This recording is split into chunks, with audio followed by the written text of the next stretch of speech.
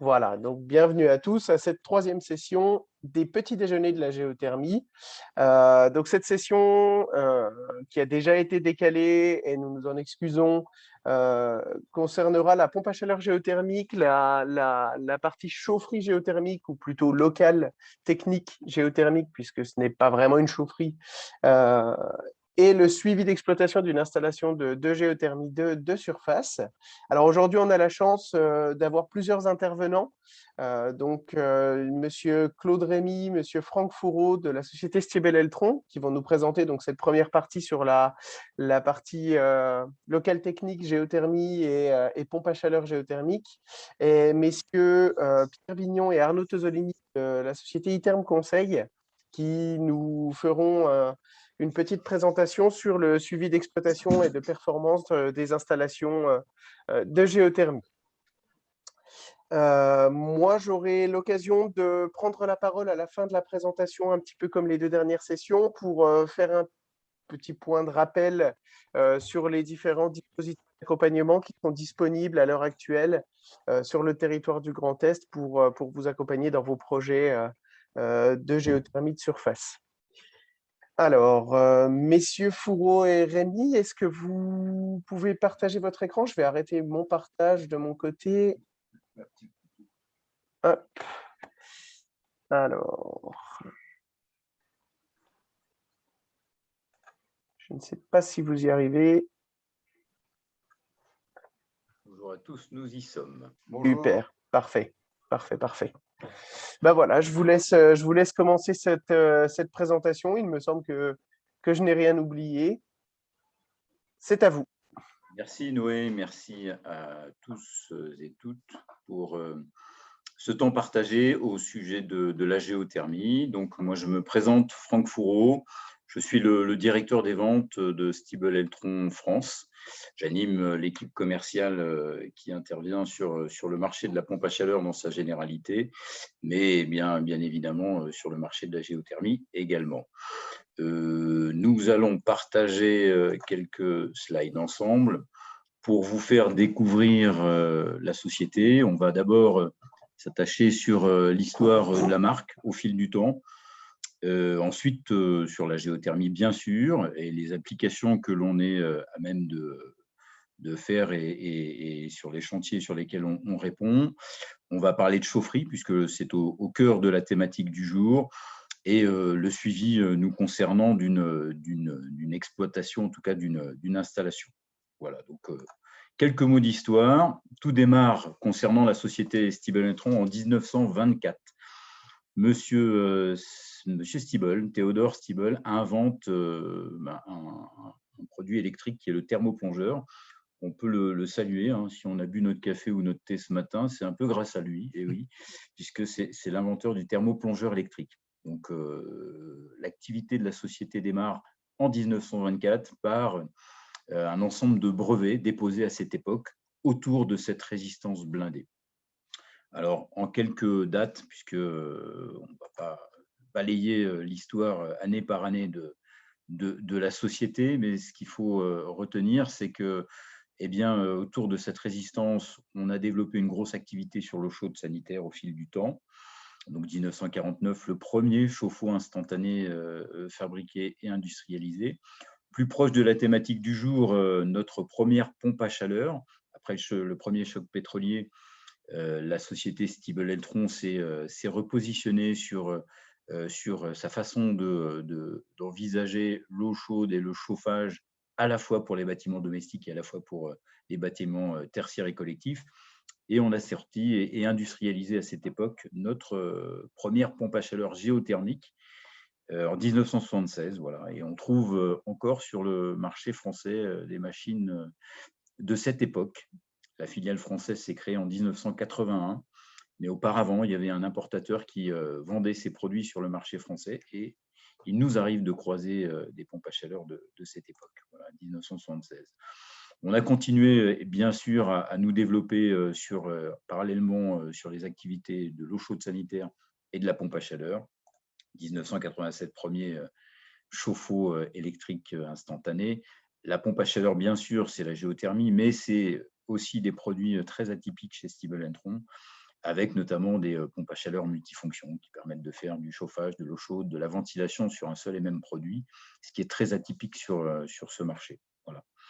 Aujourd'hui, eh bien, Stiebel Eltron, c'est un ensemble de marques qui sont diffusées sur la planète. Le groupe Stiebel Eltron, c'est un groupe indépendant. Ce sont toujours les fils de Monsieur Theodore Stiebel qui sont nos patrons. Donc, et qui voilà, diffusent cette marque sur l'ensemble des continents. Donc, Stiebel Eltron, Tecalor, Proxon, Atarus, Thermia, qui est bien connu du monde de la géothermie.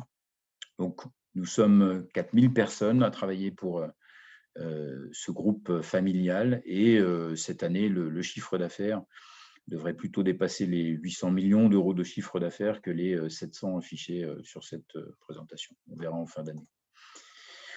Aujourd'hui, donc, les produits se diffusent, comme je vous l'ai précisé, sur l'ensemble de la planète. Environ toutes les 15 secondes, il y a un produit Stiebel Eltron qui est mis en service au niveau international, avec différents sites de production. Le siège, puisque c'est une société allemande d'origine, le siège est à Holzminden, qui reste une usine sur laquelle nous fabriquons des pompes à chaleur. Également tous les accessoires qui accompagnent nos pompes à chaleur et nos géothermies, les ballons sanitaires, les ballons tampons, les régulations, l'ensemble des accessoires vraiment essentiels au bon fonctionnement d'une géothermie est fabriqué par nous. Donc ça, c'est important de le préciser. Quand on s'engage sur une chaufferie, eh bien, quand on garantit une chaufferie, c'est parce qu'aussi on est garant de l'ensemble des accessoires pour le bon fonctionnement et l'atteinte des performances de la géothermie. Voilà, donc le site d'Holzminden, qui est le plus gros site de production de la marque. Également en Allemagne, le site de Eschwege, où nous fabriquons tout ce qui est matière plastique, donc au niveau des produits. Également d'autres sites, en Slovaquie, Poprad, où nous avons nos chauffe-eau thermodynamiques. Ce qui nous intéresse plus ce matin pour percer sur les marchés du nord de l'Europe qui étaient assez fermés. Il faut savoir que sur le nord de l'Europe, la géothermie est vraiment la pompe à chaleur par excellence devant les RO, contrairement à nos marchés plutôt sur le sud de l'Europe. En l'occurrence, pour se développer sur ces marchés, donc on a, il y a 2 ans et demi maintenant, investi dans une marque de renom qui s'appelle Thermia, donc qui fait maintenant pleinement partie du groupe Stiebel Eltron. Et donc, nous les aidons à poursuivre leur développement. Et nos géothermies, maintenant, sont fabriquées en Suède, chez Thermia, donc qui fait partie du groupe Stiebel Eltron. Voilà. C'est aussi des usines en Asie, alors qui ne sont pas faites pour fabriquer sur place et ramener les produits en Europe. Non, non, c'est fait pour répondre aux besoins des marchés locaux.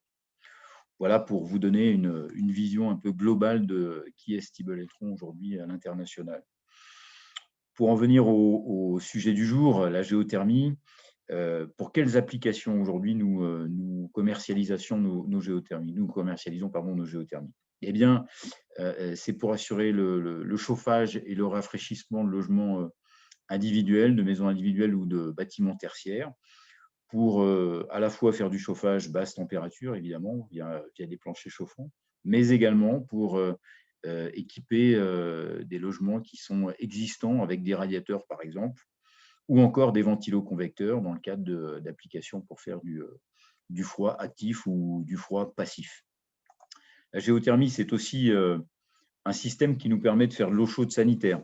Alors là aussi sur du bâtiment et des maisons individuelles, mais aussi sur des bâtiments collectifs, avec des performances aujourd'hui qui nous permettent de faire de l'eau chaude sanitaire sans apport électrique, c'est-à-dire que le départ de certaines machines permet d'atteindre des températures jusqu'à 75 degrés. Donc 75 degrés, pas besoin d'appoint pour s'affranchir de la légionnelle notamment. Et c'est vrai que c'est un point important aujourd'hui, alors évidemment chez le particulier, mais encore plus dans le domaine du collectif. Pour avoir une vision des gammes de produits avec lesquelles eh bien, on commercialise aujourd'hui, on met en avant la géothermie pour des bâtiments, on va dire, domestiques ou encore de faible déperdition, jusqu'à 17 kg, 20 kg de déperdition. Eh bien, on travaille avec 3 gammes chez Stiebel Eltron. Une gamme qu'on appelle premium avec justement des performances de température jusqu'à 75 degrés pour le chauffage et l'eau chaude sanitaire. Donc, on est dans les performances d'une chaudière. On peut évidemment faire du neuf avec ces produits-là, mais aussi remplacer une chaudière gaz, fuel ou autre existante avec des machines qui sont maintenant au 454C. C'est un fluide frigorigène avec lequel on travaille, puisque, comme tous les fabricants de pompes à chaleur, évidemment, nous sommes impactés par l'évolution des fluides frigorigènes, et c'est une bonne chose. Et le 454C, que l'on a mis en avant depuis le 1er janvier 2021, nous permet notamment de travailler avec des températures de 75 degrés sur le départ. C'est aussi des machines qui sont équipées de systèmes inverters, donc avec des compresseurs modulants pour consommer au plus juste et toujours favoriser le fameux coefficient de performance. C'est aussi des gammes intermédiaires qu'on appelle plus chez nous, ou la gamme Trend qui permet de faire de la cascade, notamment sur des applications un peu particulières. On verra tout à l'heure quelques chaufferies. Voilà. C'est aussi des machines puissantes, jusqu'à 80-90 kg unitairement, que l'on peut cascader jusqu'à 6. Donc, ça vous donne l'éventail de puissance avec lesquels on peut travailler. En gros, chez Stiebel Eltron, de 4 à 500 kW, on peut envisager d'équiper des bâtiments pour faire du chauffage, de l'eau chaude sanitaire ou du rafraîchissement actif ou passif. C'est aussi des gammes spécifiques. Quand on parle géothermie, on parle d'eau glycolée, bien sûr, de sonde profonde, mais aussi de pompes à chaleur OO, donc sur nappe phréatique. Et on dispose de machines équipées d'échangeurs à faisceaux tubulaires qui nous permettent de travailler directement avec l'eau de la nappe. Alors évidemment, ça ne se fait pas n'importe comment, hein. Tout ça s'étudie auparavant. La qualité de l'eau en présence, on ne fait pas n'importe quoi. Mais en tout cas, avec ce type de machine, quand le contexte le permet, eh bien, on s'affranchit de la partie échangeur primaire de barrage, et on gagne là encore en performance au niveau du COP. Alors, la chaufferie, pour nous, qu'est-ce qu'une chaufferie géothermie? Eh bien, pour Stiebel Eltron, une chaufferie géothermie, c'est l'interaction de différents professionnels, un bureau d'études en amont qui va, lui, bien sûr, déterminer les déperditions d'un bâtiment, qui va dimensionner la pompe à chaleur, le forage, et qui va produire une étude de faisabilité et rédiger son cahier des charges. Voilà. Donc, c'est d'abord un bureau d'études. C'est un architecte derrière qui va envisager ce fameux local qui doit être différent d'un local où l'on a en place une chaudière. Un fabricant de pompes à chaleur, selon nous, nous sommes, en tout cas, Stiebel Eltron, pleinement impliqués dans la définition d'un projet géothermique, parce qu'on apporte notre conseil. Nos gammes sont larges, donc ça veut dire que pour être au plus juste du projet, eh bien, on va être à même de conseiller telle solution ou telle autre. Et c'est aussi un foreur, évidemment, puisque la partie primaire, on a besoin des compétences d'un foreur qui va, lui, positionner ses sondes ou son forage d'eau, et aussi envisager les réservations dont on a besoin pour rentrer et justement pour les positionner dans la chaufferie. Et bien sûr, l'installateur qui, lui, va utiliser en tout cas le local chaufferie pour l'implantation et mettre en œuvre l'ensemble des produits qui vont équiper et qui vont être autour de cette géothermie, les accessoires nécessaires, les ballons tampons, les échangeurs, les ballons sanitaires également. Donc voilà, c'est vraiment la mise en relation et de compétences pour que ces projets de géothermie soient de grande réussite. Quelques exemples de chaufferie. Alors là, vous avez une chaufferie pour un bâtiment collectif de 39 logements. Là, c'est 2 pompes à chaleur en cascade pour une puissance de 43 kg, par exemple, qui a été fait dans le 44. Là, on est dans le remplacement d'une chaudière d'une maison individuelle de 220 mètres carrés. Alors, on a choisi les photos avec de la place autour, puisque c'est important pour nous qu'il y ait une maintenance qui se fasse dans de bonnes conditions pour qu'on puisse, au fil du temps, entretenir proprement, je dirais, la chaufferie géothermique. Là, on est sur 5 immeubles avec une chaufferie collective. Donc, 3000 mètres carrés d'un côté, 1600 de l'autre pour un bâtiment de service à la personne. C'est 4 pompes à chaleur en cascade. On est sur 270 kg de puissance. C'est aussi des maisons un peu particulières avec un équipement un peu différent de ce qu'on a l'habitude de voir dans une maison traditionnelle. Le chauffage d'une piscine, le traitement de la déshumidification, le froid passif, le froid actif. Voilà, donc avec cette cascade, par exemple, qui a été mise en place à Saint-Quay-Portrier. Mais c'est aussi localement, par exemple, une référence qui fonctionne bien au centre de loisirs de Langat, près de Sarrebourg, où là, on a équipé ce centre de loisirs de 3 machines, à la fois pour le chauffage, l'eau chaude sanitaire, la piscine, le forage, et là encore, faire du froid passif. Donc voilà, donc pour nous, la chaufferie géothermie idéale, c'est une chaufferie accessible pour recevoir le matériel, déjà. Il faut pouvoir rentrer le matériel. Ça vous paraît peut-être, on peut sourire de ça, mais c'est vrai que c'est souvent des produits, quand on est sur des puissances importantes, volumineux, à la fois les ballons, à la fois les machines. Mais c'est important, suffisamment dimensionné pour intégrer le matériel, je viens de le dire, mais bien implanté pour pouvoir en assurer le suivi et la maintenance. Justement, pour parler de suivi d'exploitation, alors c'est un sujet qui sera traité et abordé après nous, mais nous, Stiebel-Entron, en fait, le départ du suivi et de la maintenance, ça démarre à la mise en service. Et cette mise en service, pour nous, est importante parce que nos pompes à chaleur, on est à même de les garantir 5 ans. 5 ans sur la partie frigorifique. Ce n'est pas neutre, c'est un engagement fort de notre part. Mais c'est aussi pour nous la garantie d'une géothermie de qualité. Et pour être éligible à cette garantie de 5 ans sur la partie frigo, pièces et manœuvres, eh bien, il faut évidemment que l'installation soit faite par un professionnel. Ça, c'est important, dans le respect des règles de l'art. Ce qui est aussi très important pour nous, c'est que les pompes à chaleur doivent être associées à nos accessoires.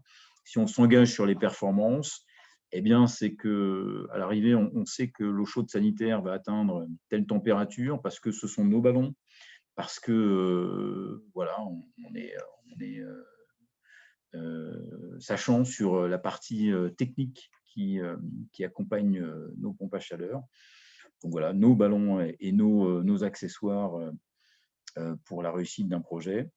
Que la mise en service soit réalisée soit par un technicien usine, localement sur le Grand Est, puisque nous sommes basés à Metz, eh bien c'est nous qui intervenons la plupart du temps pour mettre en service les pompes à chaleur du secteur Grand Est. Mais ça peut être également sur le reste de la France par une station technique ou un installateur agréé, en tout cas formé et attesté par Stiebel-Entron de sa compétence. Voilà.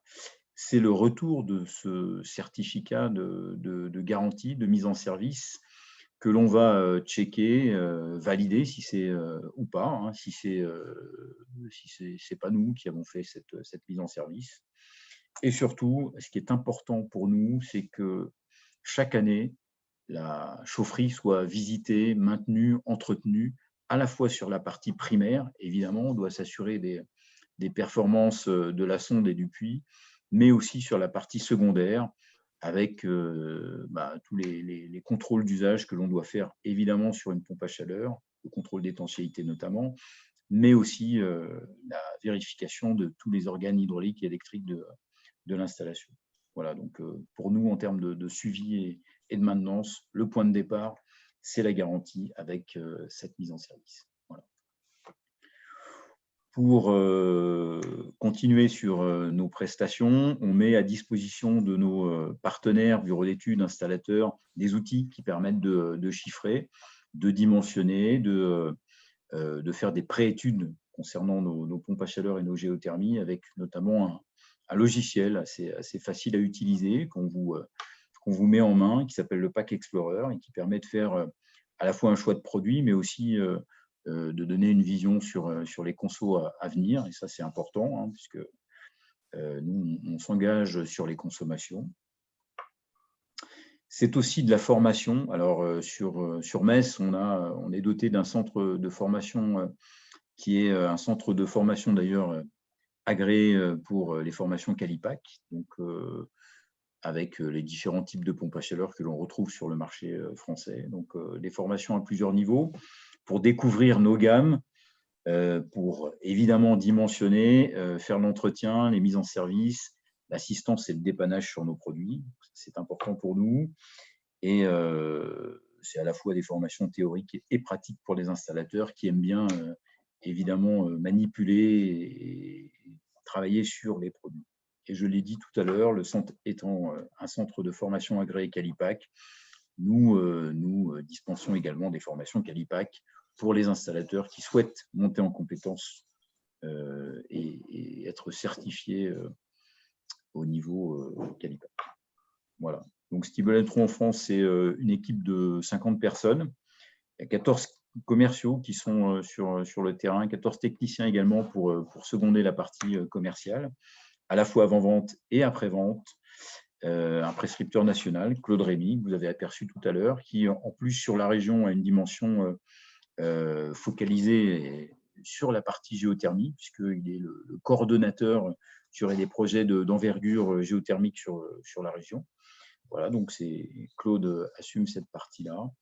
C'est aussi un service client qui est disponible et accessible dans des heures de bureau, mais c'est aussi des opératrices de saisie qui traitent la partie avant-vente, voilà, et des stations techniques qui nous permettent de rayonner globalement sur le marché français avec l'assurance d'un SAV de qualité derrière nous. C'est important pour nous. Voilà, je vous transmets également les coordonnées de Claude, puisque c'est l'interlocuteur principal sur le Grand Est et qui sera à même de vous renseigner, de vous guider, de vous accompagner sur vos projets de géothermie. Voilà nous concernant. Voilà, merci, merci Franck pour cette présentation. Je pense qu'on y voit un petit peu plus clair sur la chaufferie géothermique et ses utilisations, en tout cas avec les différents exemples que vous avez pu nous présenter. Moi, j'en profite pour rajouter et détailler un tout petit point qu'on a vu, mais qui n'a pas été précisé. Ce qu'on a pu voir aussi, c'est que la chaufferie géothermique, elle a plusieurs avantages. Donc, c'est que déjà, elle ne prend pas énormément de place. Elle ne nécessite pas de stockage de combustible. Elle est absolument invisible et elle peut directement s'intégrer dans un bâtiment, dans un sous-sol de bâtiment ou quoi que ce soit. On n'a pas besoin d'évacuation de fumée, de choses comme ça, ce qui est également un réel avantage lorsqu'on est sur des bâtiments qui vont être, par exemple, classés. Sur du bâtiment classé où on n'a pas le droit de toucher à la façade du bâtiment, la géothermie peut tout à fait sortir son épingle du jeu en disant voilà, nous on est invisible. Alors c'est un gros avantage de la géothermie dans ces situations-là. C'est également un inconvénient lorsqu'on essaye de promouvoir la géothermie et de montrer que ça existe et qu'il y en a beaucoup. Parce que justement, elle est tellement discrète qu'une fois que la géothermie est installée, on ne la voit plus. Donc, ça peut également être un inconvénient. En tout cas, merci beaucoup pour cette présentation. On va pouvoir passer à une présentation sur le suivi d'exploitation et le suivi de performance des installations de géothermie de surface, avec comme intervenants monsieur Bignon et monsieur Tosolini de la société Iterm Conseil. Super, je vois que vous partagez déjà votre écran, c'est parfait. Hop, et on voit très bien du coup, et on voit même, donc c'est bon, c'est en mode diaporama. Écoutez, je vous laisse la parole. Bonjour à toutes et bonjour à tous. Donc, je suis Arnaud Tosolini, je suis responsable du développement commercial d'Iterm Conseil sur la région Grand Est. Alors, merci de vous joindre ce matin et pour les petits déjeuners de la géothermie. Merci à Monsieur Imperadori, l'organisateur. C'est quand même bien d'avoir dans la région quelqu'un qui est en mesure de pouvoir animer ces sujets-là. Qui aujourd'hui sont peut-être encore un peu méconnus de certaines personnes.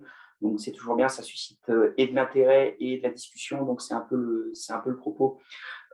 Aujourd'hui, je suis accompagné de Pierre Bignon de la société Sermet, donc directeur de la société Sermet qui fait partie du groupe Manergie au même titre que Iterm Conseil. Je vais me permettre de lui laisser la main. C'est lui qui va faire la présentation donc, de ce suivi d'exploitation.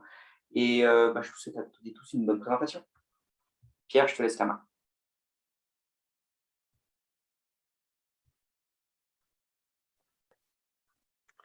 Ah, il n'y a pas de son. Non, Pierre, on ne t'entend pas. Bonjour, excusez-moi, j'ai juste un petit problème de défilement des slides qui marchait bien tout à l'heure. Ça ne marche plus. Alors, il faut cliquer, essayer de cliquer sur votre diaporama directement. Des fois, c'est simplement… Très bien. Voilà, tout est rentré dans l'ordre. Bonjour à toutes et à tous. Une fois de plus, comme le disait Arnaud, merci à Monsieur Imperadori et voilà, de générer ces moments de rencontre sur la géothermie. Donc, comme l'a introduit Arnaud, voilà, on va vous faire une petite présentation, mais en 2 slides seulement de Manergie pour cadrer Sermet, Iterm, nos périmètres d'intervention. Et après, un petit déroulé assez classique, déjà, qui va rappeler un petit peu la consistance d'une installation de géothermie, prendre un petit peu de recul. Je pense qu'on va dézoomer par rapport aux différentes interventions qui ont eu lieu, la précédente de Stiebel-Eltron et celle des 2 sessions précédentes. Prendre ce recul aussi pour identifier les leviers qui font la performance d'une installation de géothermie, parce que si on parle suivi d'exploitation et suivi de performance, c'est quelle performance? Après, bien, quand on va parler suivi de performance, ça va être la contractualisation de ces performances, et puis après, essayer d'avoir quelques ordres de grandeur, quelques pistes de réflexion que pourront appréhender, je pense, les différents maîtres d'ouvrage et intervenants.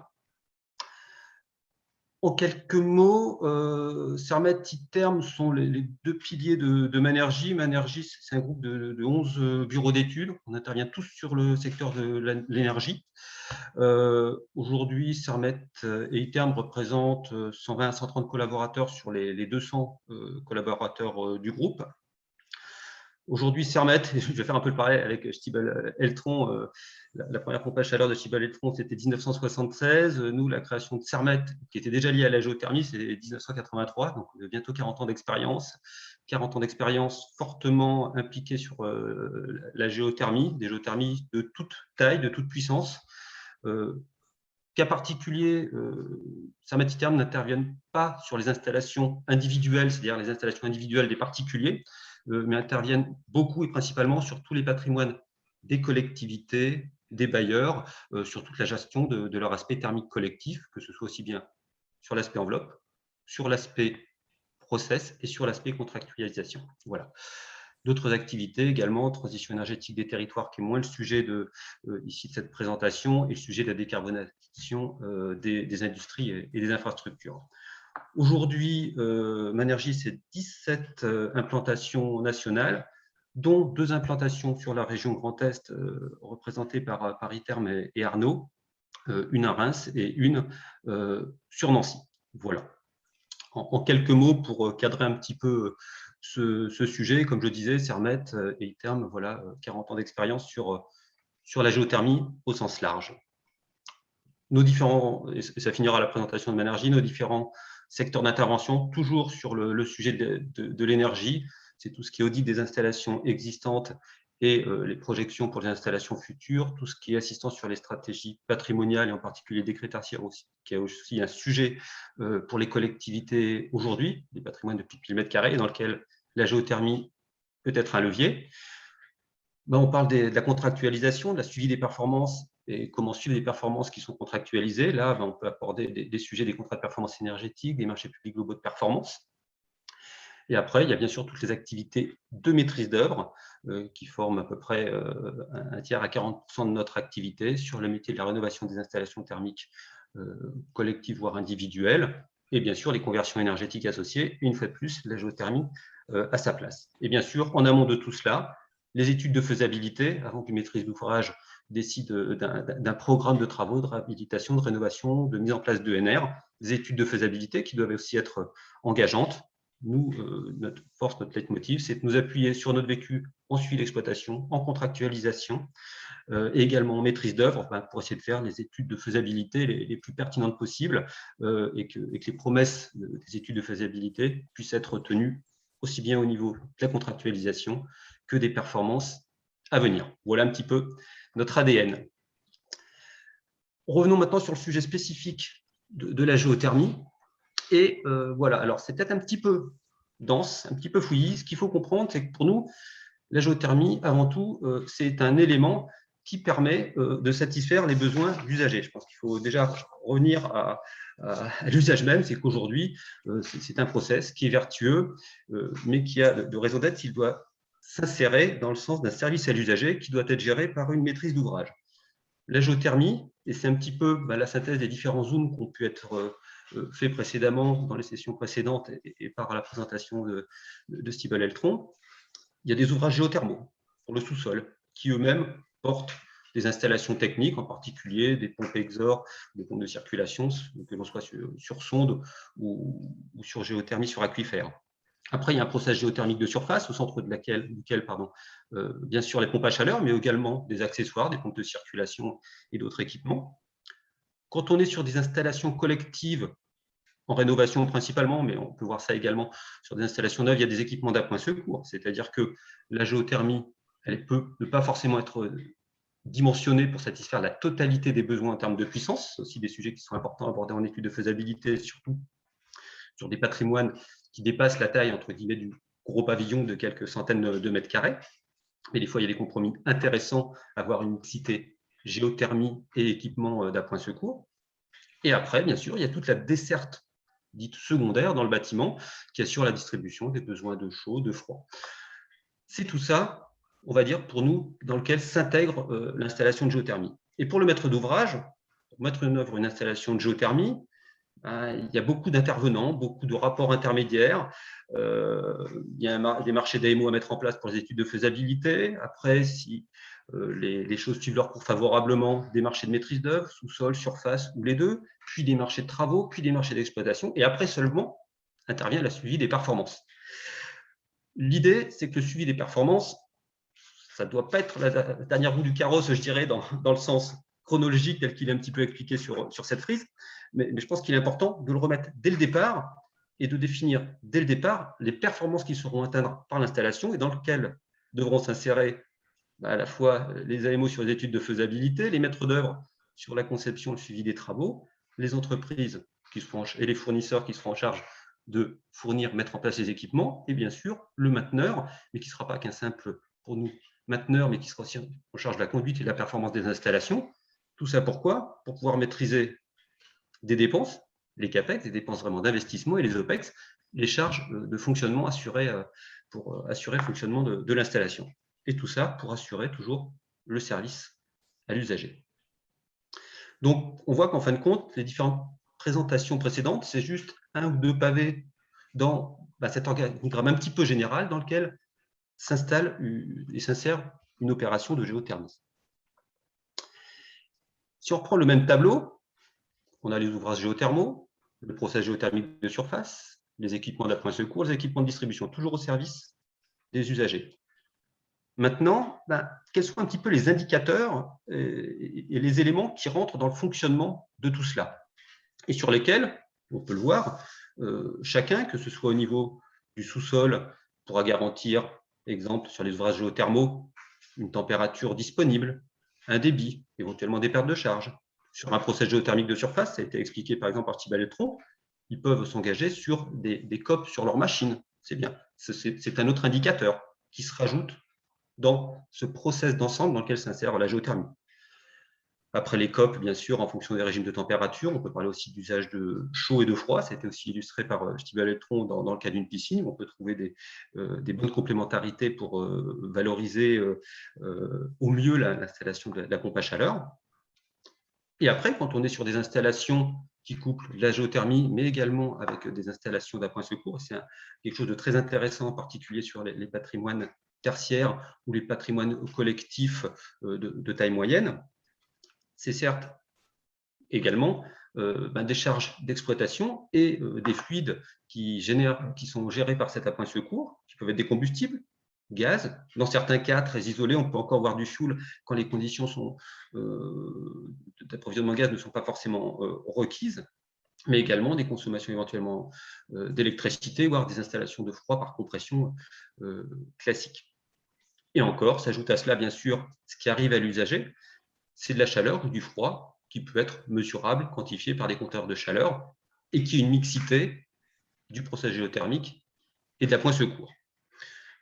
Tout cela pour dire que la performance, ce n'est pas un indicateur unique. Il peut être construit de différentes façons. Il peut être construit de différentes façons aussi en fonction de la façon dont peut le voir le maître d'ouvrage. Donc, voilà, suivi des performances. Quelles performances ? On va vous donner une ou deux petites illustrations après, déjà dans un premier temps sur un sujet de sensibilité. Sujet de sensibilité, c'est pourquoi suivre des performances ? Entre guillemets, l'installation, qu'elle soit performante ou pas performante, est-ce que ça change beaucoup ? On va prendre un exemple tout simple, c'est issu d'une consultation fournisseur. On parle du coefficient de performance d'une PAC. Donc, quelle est pour la même consommation d'électricité, on parle en COP chaud, sa production thermique associée. Plus le COP étant élevé, bien sûr, plus la machine étant vertueuse et nécessitant un minimum de consommation électrique pour la même production thermique. On voit l'importance essentielle pour les installations de géothermie des niveaux de température.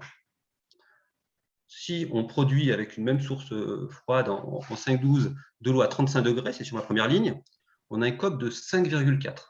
5,4, donc pour 1 kWh d'électricité consommée, 5,4 kWh de chaud, une installation très vertueuse. En fonctionnement, 35 degrés, basse température. Et après, on voit par exemple sur la dernière ligne, cette même machine, si on la fait fonctionner à 58 degrés, à cette fois, avec le même kilowattheure électrique, elle ne produira plus que 3,1 kWh de thermique.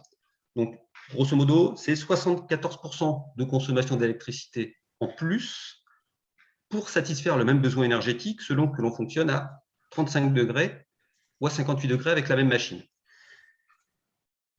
Donc, la performance, oui, c'est important qu'elle soit suivie, parce que ce que ça veut dire, c'est que ça change radicalement les charges d'exploitation liées au fonctionnement de la machine, selon qu'elle soit exploitée à 35 ou à 58 degrés. Donc, deux choses. Déjà, dès les études de faisabilité, amont, c'est des sujets qui doivent être très clairement identifiés, les régimes de température, parce qu'ils sont dimensionnants et très sensiblement dimensionnants sur l'équilibre économique de l'installation au sens large. Deuxième sujet, ça nécessite aussi une conduite assez fine des installations. La maintenance et la capacité à produire de la chaleur vertueuse, c'est une chose. Entre guillemets, c'est comme votre voiture, vous pouvez avoir un moteur performant, économique. Après, c'est aussi le conducteur, et par sa conduite, qui génère une faible consommation ou une forte consommation. La même voiture mise entre deux mains différentes n'aura pas forcément la même consommation, même sur le même trajet.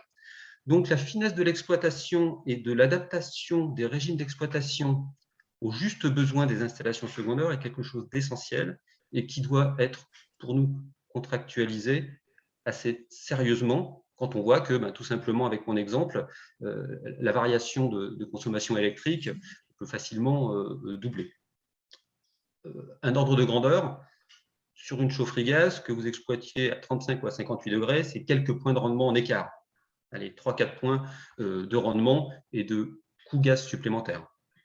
Là, sur une pompe à chaleur, on parle de 74% dans mon cas d'école. D'où ce besoin important lié à cette très forte sensibilité d'avoir une qualité d'exploitation qui puisse être contractualisée. Alors bien sûr, on parle de performance technique, mais il faut savoir que les performances économiques et les performances environnementales, elles découlent directement de cette performance technique.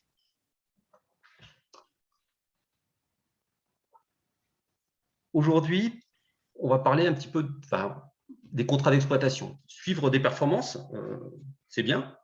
C'est bien d'avoir des beaux tableaux de bord avec des valeurs de rendement, des valeurs de COP, des valeurs de taux de couverture. Après, pourquoi? C'est bien de se satisfaire d'une belle performance. Ce qui est bien aussi, c'est de la contractualiser. Et c'est ce qui est important, donc avoir des contrats qui sont adaptés pour être engageants. Après, je dirais, il y a de l'artillerie lourde avec des contrats, on parle des MPGP pour les marchés publics globaux de performance, des contrats de performance énergétique, mais aussi des contrats beaucoup plus simples, type P2, P3, P1, P2, P3 qui peuvent être mis en place. Là, après, c'est une adaptation des moyens contractuels aussi à la typologie de l'installation, à sa taille. On ne gérera pas une installation de quelques dizaines de kilowatts comme une installation de quelques centaines de kilowatts. Donc, c'est aussi un échange qu'il faut avoir, nous, en tant qu'AMO contractualisateur, avec la maîtrise d'ouvrage et en fonction aussi des enjeux et aussi de sa politique interne de contractualisation et de suivi, du contrat le mieux adapté. Aujourd'hui, le contrat le plus simple, c'est l'assistance technique. C'est une gamme de maintenance, des fréquences de passage. Voilà, c'est un contrat de moyens, ce n'est pas un contrat de résultat. Après, on peut engager sur les premiers contrats de résultat. Dans notre jargon, c'est P2, P2, P3 ou P1, P2, P3, sur lequel déjà, on engage l'exploitant sur un résultat. Après, on ne parle que de l'exploitation qui intervient après réception des travaux. Après, on peut encore un peu plus globaliser cette performance pour avoir une performance globale, parce qu'un exploitant, il pourra très bien dire, entre guillemets, moi, si on prend l'exemple de la voiture, monsieur le fournisseur de l'installation, tout comme vous pouvez être un fournisseur de voiture, vous êtes engagé sur une consommation qui est une consommation de WLTP normalisée. Au jour d'aujourd'hui, moi, je consomme plus que la consommation normalisée. Alors, l'exploitant va dire, c'est pas de ma faute, c'est parce qu'on m'a dit d'exploiter, et puis le fournisseur va dire, oui, mais elle n'est pas exploitée dans les conditions initialement définies. Donc, c'est vraiment un sujet de mettre en commun les conditions d'exploitation de l'étude de faisabilité, les conditions d'exploitation des installations techniques qui ont été mises en œuvre, avec l'exploitant qui, lui, sera en charge de conduire, d'exploiter cette installation et d'assumer peut-être les bonnes et les mauvaises performances, parce que là, on va parler d'une contractualisation qui permettra de sécuriser la maîtrise d'ouvrage avec un engagement de l'exploitant sur les performances. Pour finir, on parle des REM, des CREM et des MPGP, donc ça, c'est vraiment une contractualisation plus globale, où la contractualisation peut se faire sur la réalisation, l'exploitation et la maintenance des installations, avec généralement un groupement d'entreprises qui peut contractualiser, sur lequel le mainteneur sera solidaire également de la réalisation des travaux et ne pourra pas se retourner vers la maîtrise d'ouvrage s'il constate qu'il y a une sous-performance des installations. Après, le CREM ou le MPGP qui intègre la phase conception, voilà.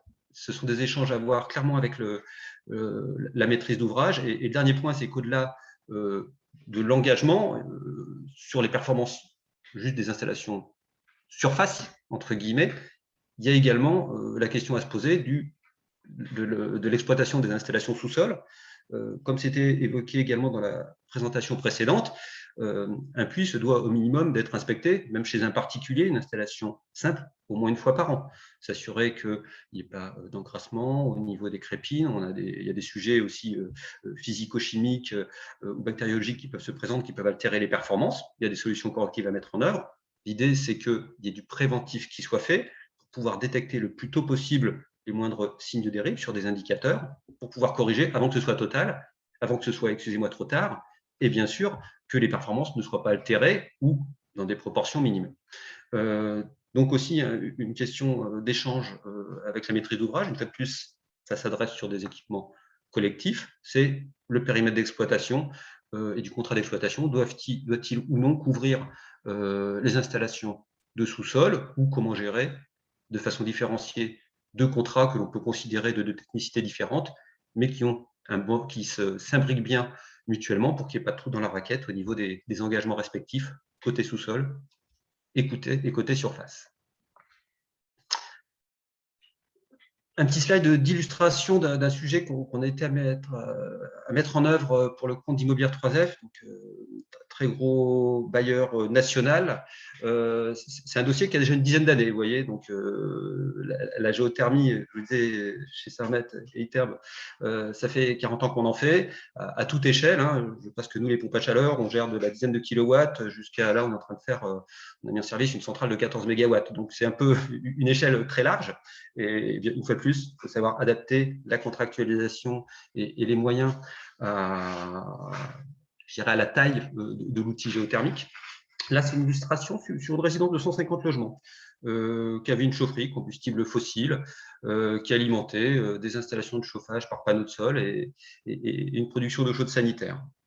Donc, une étude de faisabilité pour laquelle on était lauréat en groupement avec un hydrogéologue, mais groupement solidaire. Donc, on était vraiment fortement engagé sur l'étude de faisabilité pour, bien sûr, valider la pertinence technico-économique de pouvoir mettre une opération de géothermie superficielle sur ce site et assister la maîtrise d'ouvrage sur la demande de subvention jusqu'à l'obtention des subventions. Puis, bien sûr, si les choses étaient favorables, une maîtrise d'œuvre en tranche conditionnelle. Aujourd'hui, la conclusion qui a été faite il y a une dizaine d'années de cela, c'était de dire en effet, un forage à 70 mètres peut être pertinent avec une pompe à chaleur de 270 kW pour les 151 logements. Donc, vous voyez les puissances en ordre de grandeur, et c'est là où il y a des sujets d'intérêt de dire que cette installation qui appelle en vrai près de 1000 kW, et juste avec une pompe à chaleur qui couvre une trentaine de % des besoins en termes de puissance, on avait un compromis technico-économique très intéressant pour ce site qui aurait aussi pu tout à fait rester au gaz. Le client s'est orienté vers une contractualisation en réalisation, exploitation, maintenance. Donc, il voulait se sécuriser. Et je pense que c'est aussi des choses un petit peu nouveaux pour certaines maîtrises d'ouvrage à géothermie ou qui peuvent avoir certains retours d'expérience parfois négatifs. Ils cherchent à se sécuriser. Ils ont un AMO qui est également maître d'œuvre dans le cadre de la contractualisation qui est faite. Il est responsable de cette mise en œuvre. Il cherchait à ne pas multiplier les intervenants, d'où une contractualisation en réalisation, exploitation, maintenance, avec un jugement des offres en coût global. Ce qu'il voulait, c'est dire, voilà, moi, je veux savoir ce que va me coûter les travaux et l'exploitation sur 10 ans, P1, P2, P3, donc toutes les différentes prestations d'exploitation comprises, avec un engagement ferme sur les coefficients, le COP global de l'installation géothermique, donc ce n'est pas juste le COP de la pompe à chaleur, c'est le COP global, donc de toute l'électricité nécessaire pour faire fonctionner la géothermie, depuis la pompe qui est dans le puits, jusqu'aux pompes évaporateurs et condenseurs de la pompe à chaleur inclus, par rapport à la pointe globale, par rapport aux consommations, à la valorisation énergétique globale géothermique du site, et bien sûr, maîtriser également, certes, la qualité de la production géothermique, mais également sa quantité, en ayant un taux de couverture géothermique important sur les besoins de chauffage. Voilà, la contractualisation était fructueuse, en deçà des coûts d'objectif, tant sur l'aspect travaux que sur les coûts d'exploitation, ce qui a permis au maître d'ouvrage sécurisé de contractualiser avec une installation, qui allait, donc il maîtrisait les coûts, donc il savait que c'était économiquement intéressant par rapport à la situation de référence, dont il avait en amont maîtrisé l'obtention des subventions par l'accord de l'ADEME sur les subventions qu'il avait demandées. Et dernier point, il avait contractualisé de façon sécurisée ses travaux et son exploitation avec un engagement de performance commun. En l'occurrence, on a continué à assister dans cette mission sur un suivi d'exploitation par tranche de 2 ans renouvelable. Donc, on voit aussi qu'il y a des solutions de contractualisation entre la maîtrise d'ouvrage et son émo et sa maîtrise d'œuvre qui permettent aussi d'être phasées et chronologiques en ayant des tranches fermes et des tranches conditionnelles qui permettent d'enclencher les tranches au gré de l'avancement et de la validation des étapes précédentes. Vous allez avoir ici c'est l'extrait de l'article d'une publication de l'ADEME qui prend ce site en référence sur cette résidence, qui donne quelques chiffres sur les performances attendues. Donc, en l'occurrence, il faut savoir que cette installation, c'est juste 170 kW pour 150 logements, c'est-à-dire 1,5 kW par logement d'installé, on atteint à peu près 80% des besoins de chauffage de la résidence qui sont assurés par l'installation de géothermie. Voilà, donc sans surinvestir sur des équipements de géothermie beaucoup plus importants si on avait voulu doubler ou tripler la puissance de la géothermie, et également sur les équipements de pompe à chaleur associés.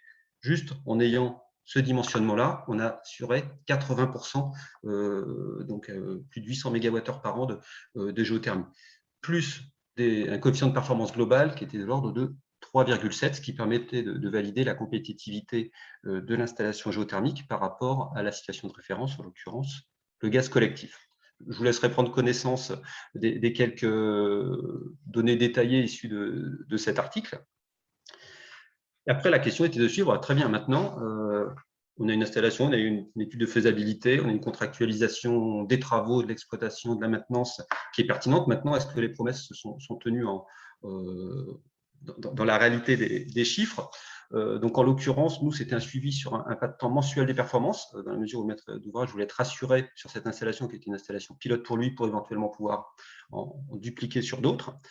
Ce qui est important en géothermie, c'est que, bien sûr, la performance de l'installation, comme je disais, est fortement tributaire des performances de la conduite des installations secondaires et des niveaux de température au niveau du COP, plus et également de la rigueur climatique, dans la mesure où on est là sur une mixité entre une installation de géothermie en base et, bien sûr, lorsqu'il fait froid, le recours à un équipement complémentaire, ce qui permettait pour nous d'optimiser le compromis technico-économique avec une forte valeur environnementale, comme je rappelais, 80% des besoins de chauffage. Donc nous, voilà, sur quelques chiffres issus du suivi d'exploitation sur le pas mensuel, ce qui nous permettait de suivre les indicateurs à la fois sur la production de la pompe à chaleur, donc un système de comptage aussi qui a été mis en place adapté pour pouvoir suivre les performances. Et les performances, ce sont les performances contractuelles et qui sont totalement partagées en transparence avec l'exploitant, dans la mesure où il y a aussi des incidences en termes de pénalité ou d'intéressement selon l'atteinte, le dépassement ou au contraire une sous-performance des installations. Donc en l'occurrence, voilà, on voyait que l'installation pouvait faire grosso modo les 80% de géothermie. Par contre, ce qu'on a remarqué aussi, c'est que dans le cas présent, en fin de compte, on a eu un cas particulier, mais c'est là aussi où il faut toujours lier la conduite des installations et la compréhension de l'exploitation globale du process géothermie et sa chaufferie d'appoint. C'est qu'en fin de compte, on a remarqué sur cette installation qu'il y a eu, par rapport à la situation de référence et à l'ancien exploitant qui exploitait les installations, une surconsommation globale du site de 20%, à rigueur climatique équivalente. Donc, ce qu'on a vu, en fin de compte, c'est que la pompe à chaleur ne faisait plus 80% des besoins de chauffage, mais un peu moins. Par contre, au global, elle produisait plus de mégawattheures par la géothermie que l'étude de faisabilité initiale, dans la mesure où elle était basée sur à rigueur climatique équivalente, un niveau de consommation un peu moins. Donc, ce qui a permis de montrer qu'en fin de compte, il y avait un défaut de conduite de l'exploitant qui a généré plus de consommation gaz parce que les logements n'étaient plus chauffés, par exemple, à 19 degrés, mais étaient chauffés plutôt à 21 ou 22, avec cette surconsommation globale de 21%. Mais contractuellement, ça a été assumé par l'exploitant. Et ça a permis de valider que, certes, l'indicateur taux de couverture de 80% d'installation de géothermie sur chauffage n'était peut-être pas atteinte, mais par contre, les performances réelles dépassaient même les objectifs. Voilà. Donc ça, après, c'est des éléments où on voit que les indicateurs sont une chose. Après, il y a la vie, la réalité de l'installation et qu'on doit croiser aussi avec d'autres indicateurs, en particulier climatiques, pour avoir une vision fine. Et en l'occurrence, sur les coefficients de performance de la pompe à chaleur globale, hein, je rappelle que ce n'est pas juste le COP du compresseur de la PAC, hein, mais c'est le COP global de l'opération de géothermie, pour que les objectifs étaient tenus par rapport aux engagements contractuels. Voilà pour l'illustration. Pour conclure un petit peu, synthétiser cet échange, donc qui est moins technique que les présentations qui ont pu être faites précédemment, faut ramener quand même l'installation de géothermie dans un contexte global. Et c'est vrai que c'est une présentation qui s'adresse moins aux installations typiquement particulières, mais plus sur les installations collectives. C'est déjà rappeler qu'un suivi d'exploitation ou un suivi de performance, c'est déjà un contrat d'exploitation. Et que l'objectif d'un contrat d'exploitation, c'est contractualiser des services et des performances de façon pérenne, tout en sécurisant la maîtrise d'ouvrage. C'est un principe de base. La maîtrise d'ouvrage délègue une prestation qu'elle ne peut pas faire, elle la délègue. Après, est-ce qu'elle délègue des moyens ou est-ce qu'elle délègue un résultat? C'est le contrat d'exploitation qui doit le définir clairement.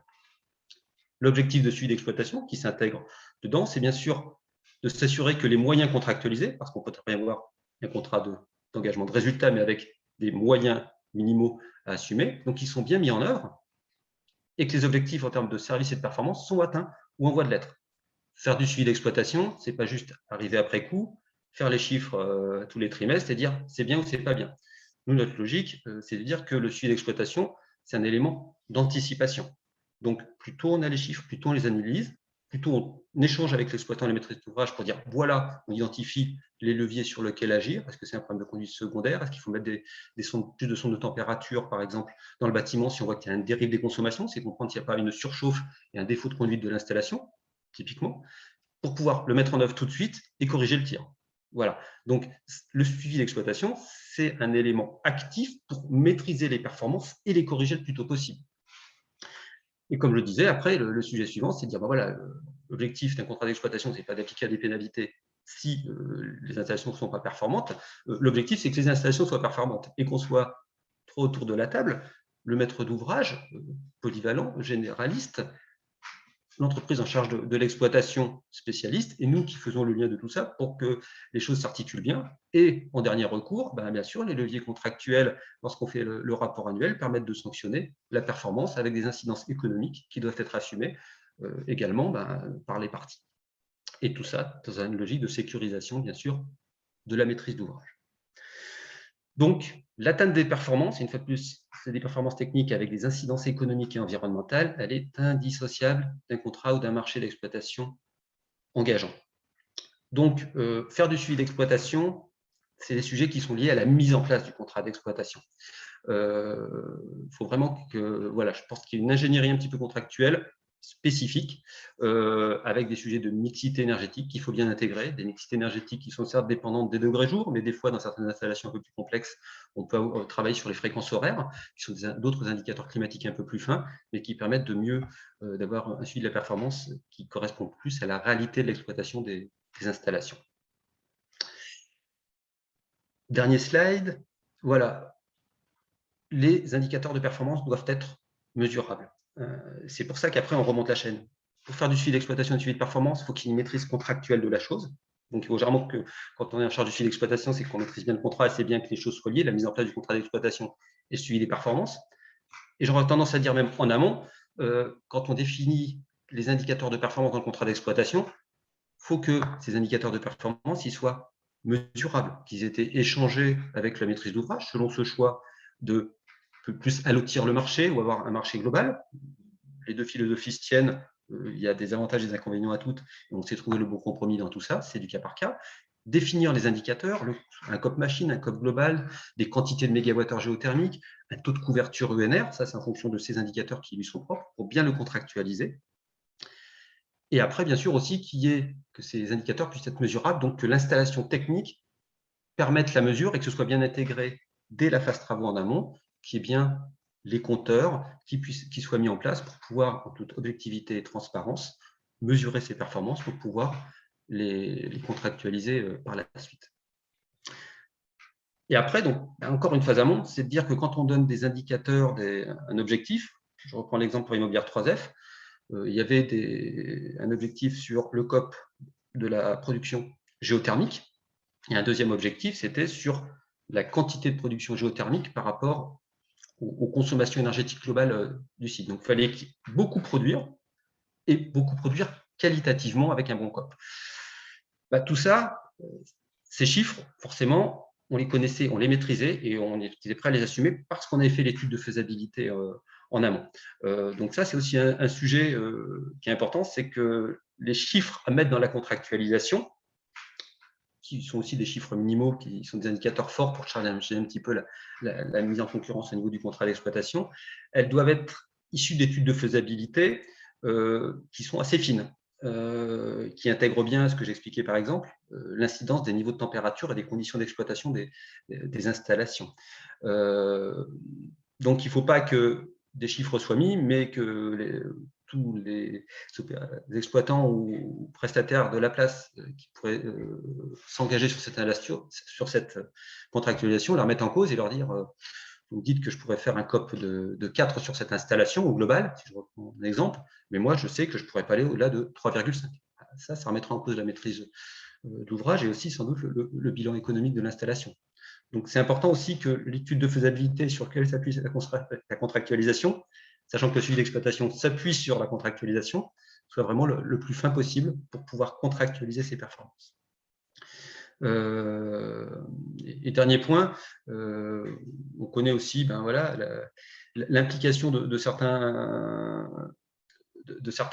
exploitants, excusez-moi, avant un petit peu parfois la contractualisation même. Je pense qu'il faut toujours être vigilant, qu'il faut de toute façon impliquer contractuellement l'exploitant. Ça, je pense que c'est une conviction forte pour sécuriser la maîtrise d'ouvrage sur l'atteinte des performances. Par contre, ça, c'est des choses qui doivent être sécurisées au niveau de la contractualisation parce que, voilà, on a déjà eu des expériences avec des intervenants d'exploitants avant qui ont su faire de belles promesses, mais qui, au moment de la contractualisation, faisaient un petit peu, parfois, marche arrière. Voilà, nous, généralement, je reprends nos exemples, les chiffres de l'étude de faisabilité, on a pu les mettre dans le contrat d'exploitation, on a pu les mettre dans le suivi d'exploitation, et tout cela de façon viable et sécure pour le maître d'ouvrage, en l'occurrence, qui a fait ce choix de la géothermie pour cet ensemble immobilier de plus de 100 logements et qui tourne maintenant depuis une dizaine d'années. Voilà pour conclure cette intervention, je pense, complémentaire par rapport aux précédentes. Merci à vous. Eh ben, merci à vous, Monsieur Bignon. C'était vraiment très, très intéressant et un sujet extrêmement important à traiter sur les installations de géothermie. Ça nous a permis de vraiment, on va dire, clôturer un petit peu ces 3 sessions de webinaires qui ont fait l'objet d'explications sur de l'installation à la maintenance, en passant par le forage, en passant également par l'étude, bien sûr. Donc, c'était vraiment très, très important. Moi, je vais clôturer cette session avec une présentation qui sera très rapide, puisqu'en fait, j'ai déjà présenté ceci à la dernière session des petits-déj de la géothermie. C'est la partie financement de l'investissement d'un projet de géothermie de surface. Je vais vous repartager mon écran. Hop. Et voilà. Donc, comme je disais, hein, cette partie-là, on l'a déjà abordée lors des dernières sessions, mais c'est quand même important de refaire le point dessus. Donc, il faut savoir qu'en Grand Est, il existe des dispositifs d'accompagnement financier pour financer aussi bien la partie étude d'une installation de géothermie que la partie investissement. Donc, jusqu'à maintenant, je vous ai présenté le financement d'une étude et le financement de la partie forage. Et aujourd'hui, on va aborder le financement de la chaufferie géothermique, en fait, de l'installation de géothermie qui est identique à celui du forage. C'est pour ça que je vais y passer très, très rapidement. Voilà. Donc, sur le territoire du Grand Est, il existe un organisme qui se charge de mettre à disposition justement ces aides financières pour la réalisation de projets de géothermie de surface. Cet organisme, c'est le dispositif Climaction, qui est en réalité la collaboration entre la région Grand Est et l'ADEME. Alors, le dispositif d'accompagnement financier est disponible, donc de Climaction, est disponible pour tout projet de géothermie à partir du moment où il respecte un certain nombre de critères et que ce n'est pas un projet en résidentiel. Donc, ce dispositif-là ne concerne pas les particuliers. Par contre, il concerne donc les collectivités, le secteur tertiaire, industriel, associatif, tout autre que résidentiel à partir du moment où il respecte les certaines caractéristiques que je vais vous évoquer juste après. Alors, il faut savoir que ce dispositif-là, il est découpé en 2 types de projets.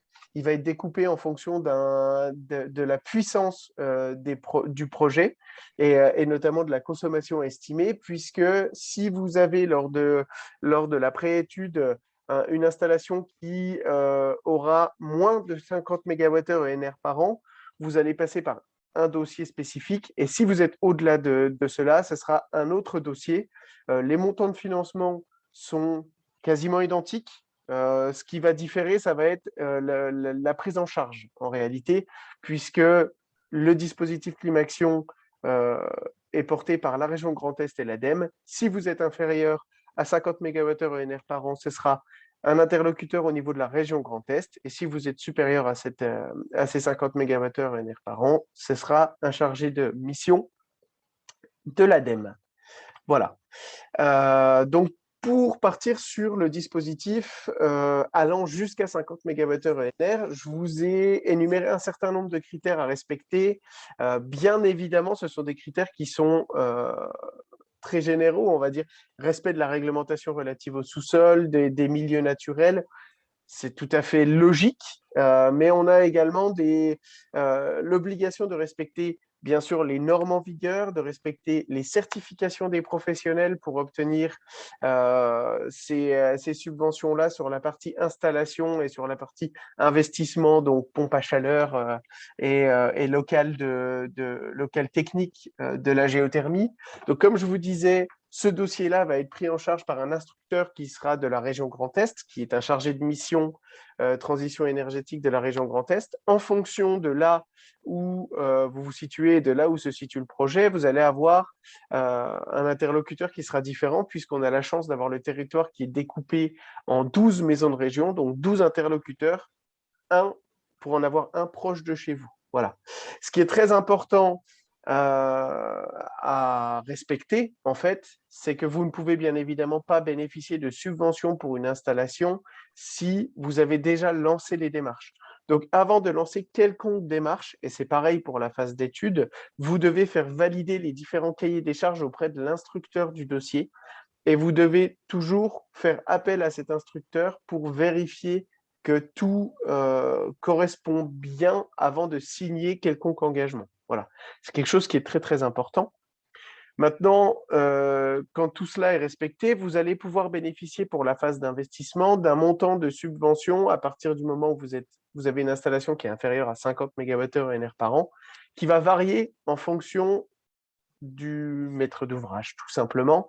Donc, pour les collectivités, ça va différer entre 40 et 50% en fonction de l'effort financier, l'effort fiscal de la commune. Pour les autres bénéficiaires, sauf les grandes entreprises, ce sera 50%, et les grandes entreprises seront à 45% du montant total des investissements pour la géothermie. Donc, ça prend en compte la chaufferie au sens large. Donc, la pompe à chaleur, mais également tout ce qui est réseau, toutes les pièces annexes qu'on a pu voir tout à l'heure. Je vous parlais juste avant des interlocuteurs que vous pouvez avoir pour monter votre dossier de financement. Les interlocuteurs donc, de Climaction, ça va être donc les 12 chargés de mission des maisons de région. Je vous ai détaillé la carte là, comme je l'ai précisé en début de session. De toute façon, je vous partagerai bien sûr les présentations, donc vous pourrez vous y référer. Et si jamais vous avez des questions, vous n'hésitez pas à me contacter, il n'y a pas de problème, je suis là pour ça sur le territoire. On pourra déjà discuter de votre projet et en plus de ça, je pourrai vous rediriger vers le bon interlocuteur en fonction du projet. Pareil, si vous n'avez pas la notion des 50 MWh ENR, si vous ne savez pas si vous allez être en dessous annuellement ou au-dessus, ce n'est pas très grave. Si vous n'êtes pas face au bon interlocuteur directement, il vous redirigera une fois que vous aurez défini cette notion-là. Mais le dossier sera déjà amorcé et c'est ça le plus important. Donc, lorsque vous êtes au-delà des 50 MWh ENR par an, les conditions d'éligibilité sont, pour ainsi dire, exactement les mêmes, pour rester bien sûr dans une logique identique, puisque c'est le dispositif Climaction, à la différence près que sur le dossier qui va être monté par l'ADEME, donc des puissances plus importantes, vous avez des obligations de temps minimum de fonctionnement des installations qui seront nécessaires. Tout ça, c'est bien détaillé dans le dossier. Je ne vais pas reprendre point par point puisque c'est quasiment exactement les mêmes que ceux des dossiers montés par la région.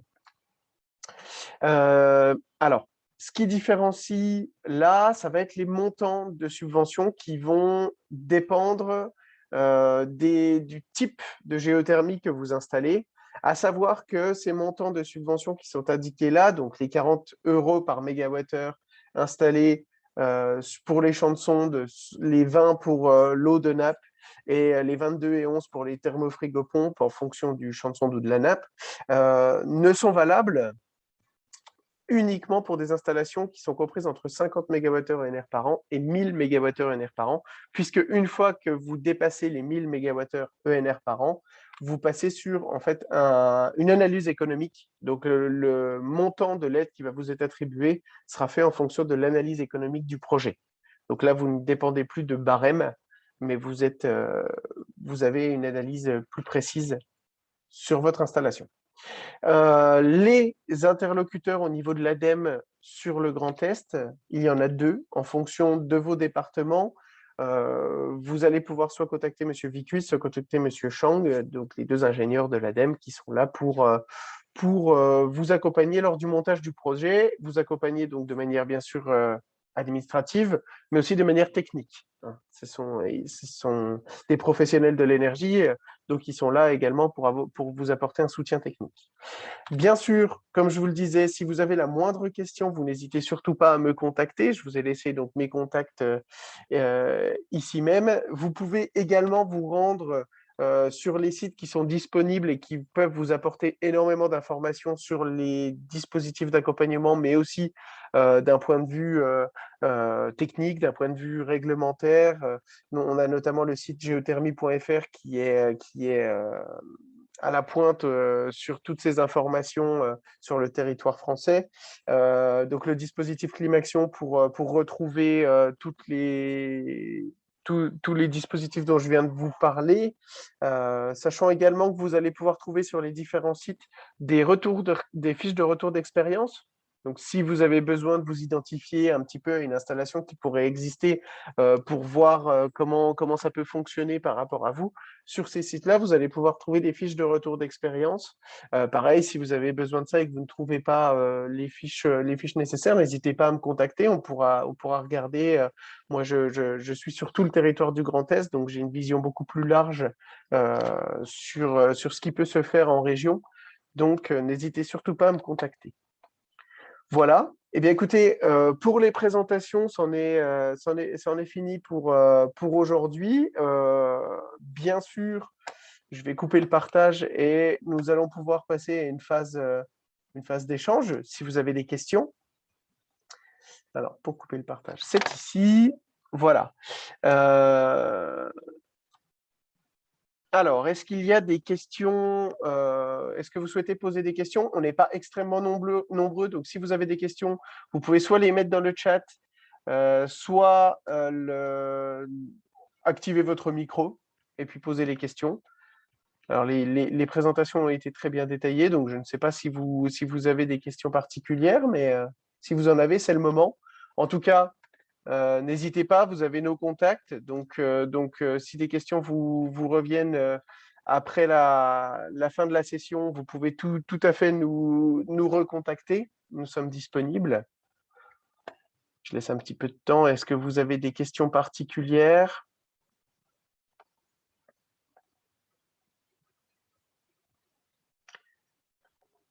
Rien dans le chat. Eh bien, écoutez, ça veut dire que les différentes présentations qui ont été faites ont été très claires.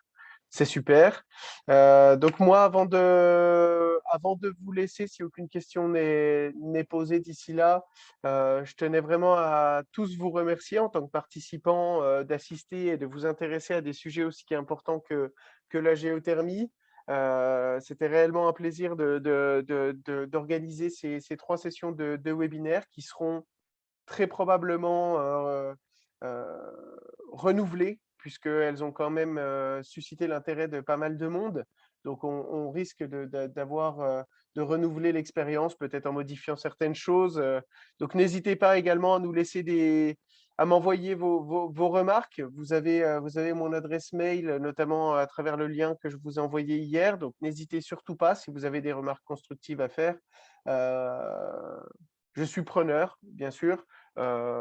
Donc, en tout cas, merci à vous. Et bien sûr, merci à tous les présentateurs qui étaient là. Donc, merci à Stébel Eltron, à Sermet et Iterme Conseil. de nous avoir apporté votre expertise lors de cette session. Donc, c'est très, très important pour moi de vous intégrer directement Merci à vous.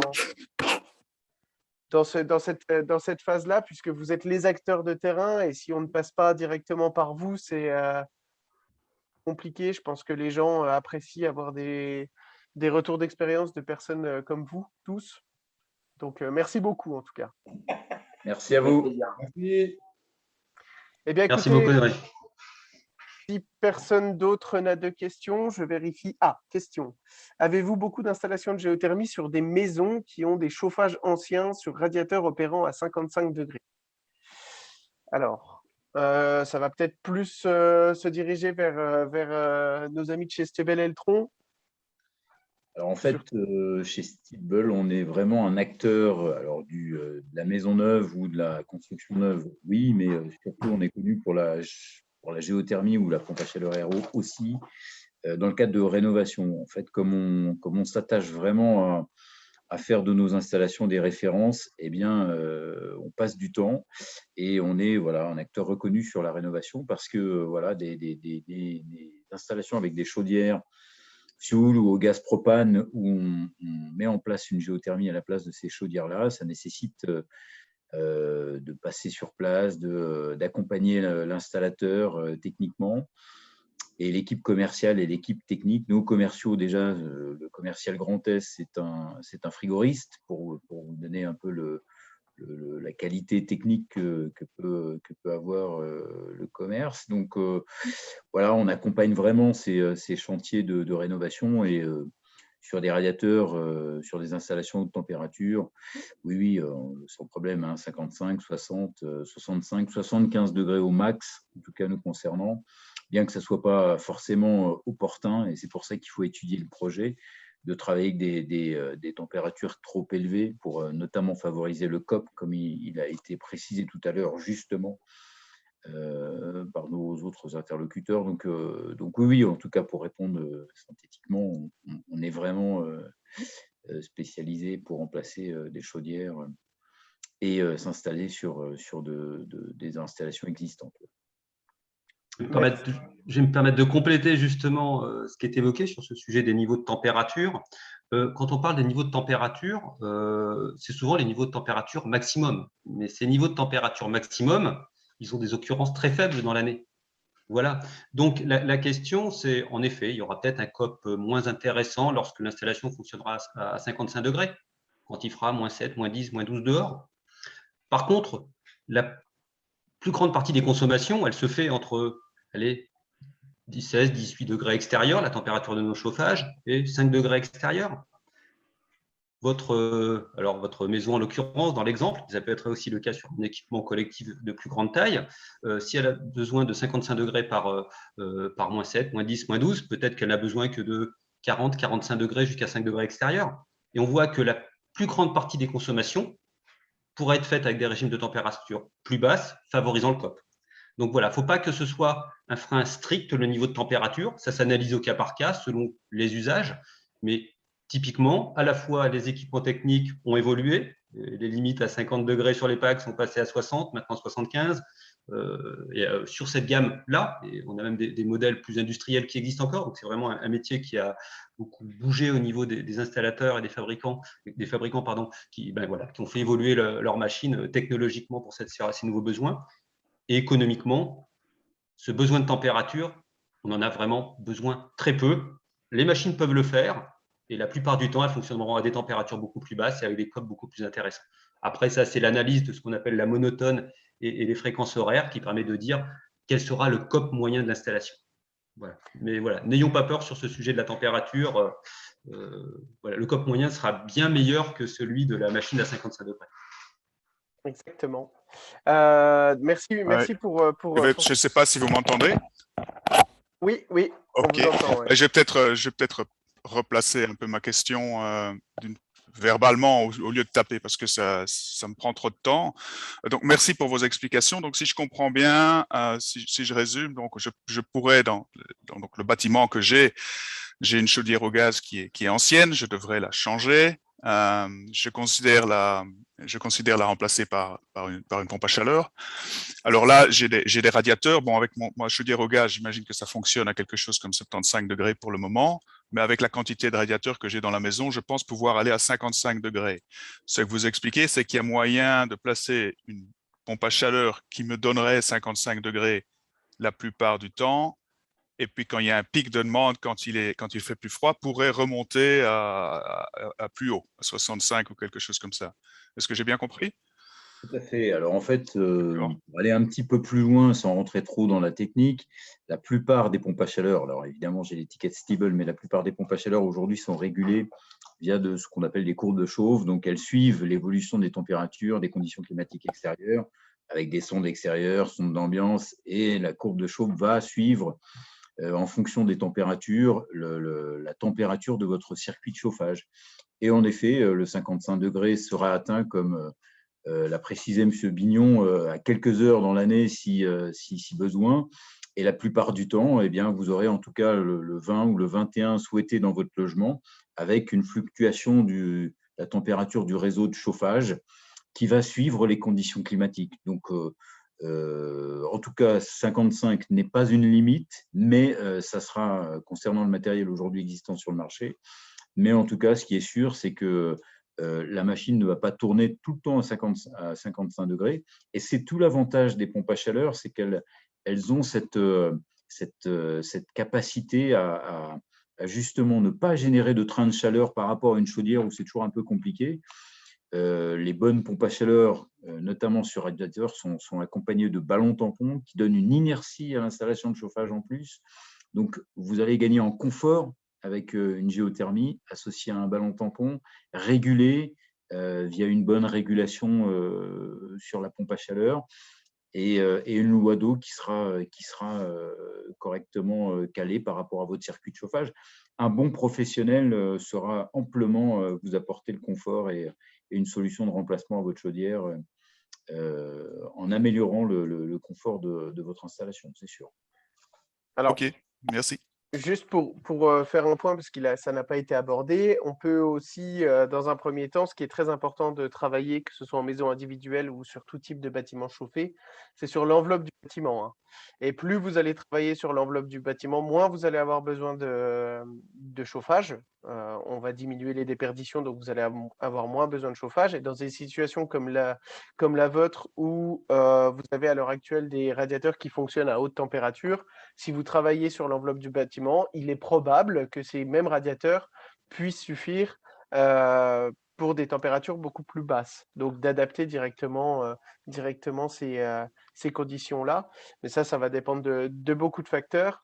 Mais en tout cas, oui, tout est réalisable, mais il ne faut surtout pas oublier, parce qu'on parle énormément de système de chauffage, parce que là, on est dans la géothermie, bien sûr, mais travailler sur l'enveloppe du bâtiment, c'est normalement la première étape d'une rénovation bien réalisée. Voilà, je ne sais pas si vous aviez d'autres questions. Apparemment, aucune autre question n'est apparue dans le chat. C'est bon pour vous? Eh bien, écoutez, je vous souhaite une bonne continuation à tous. J'espère que vous allez maintenant pouvoir penser à la géothermie de manière plus sereine, et puis lancer vos projets de géothermie avec toute l'expérience que vous avez pu acquérir ces différents webinaires. Et en tout cas, n'hésitez surtout pas à revenir vers nous si des questions vous reviennent, ou si vous avez besoin lors d'un projet ou quoi que ce soit. Très bonne journée à tous. Je vous dis à très bientôt. Bonne journée. Au revoir à tous. Merci, très bonne journée également. Au revoir.